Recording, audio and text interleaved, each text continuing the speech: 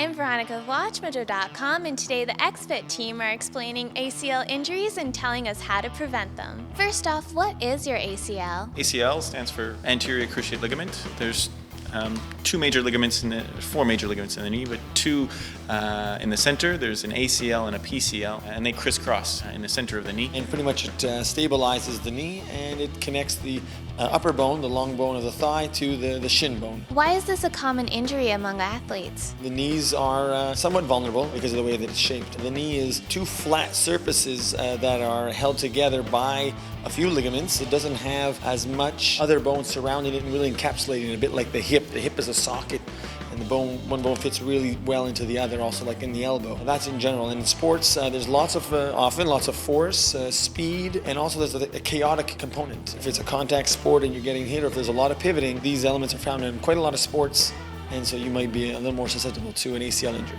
Who's at highest risk? Some sports, for example, rugby or football, they have a high incidence of collision, so it's a high impact and the knee can be vulnerable there.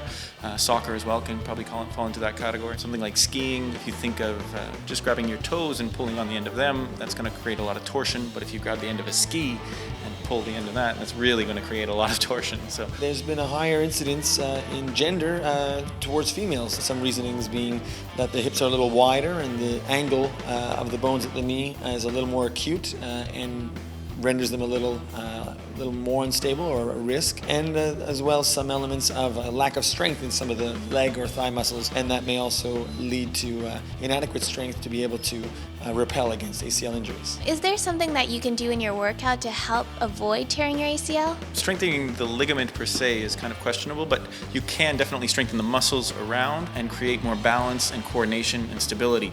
So those are the things we try to work on. How do you know if you've torn your ACL? What symptoms will you see? A foot or that's planted, and then the body that turns the other way. So you will have that type of a mechanical, feeling of your body turning while your foot remaining in place. There's usually a big impact, and then there's a pop or a crack of some sort, and your knee just really feels painful for one and unstable as another. It can be quite swollen as well pretty quickly. Now, before practicing a sport, what else is important to remember concerning your ACL? The weekend warrior is kind of the guy who gets injured probably the most often because they're just going to go out on the weekend and try to play at full speed at 100%. Somebody who's practicing a sport and practicing it regularly is going to be a little bit more adept and able to endure the full game. If you're returning after an injury, then you're going to have a plan for returning slowly, just one-on-one with the coach, and then returning to practice, and then eventually returning to half a game and maybe a full game. Thank you very much, guys. You're very welcome. Thank you.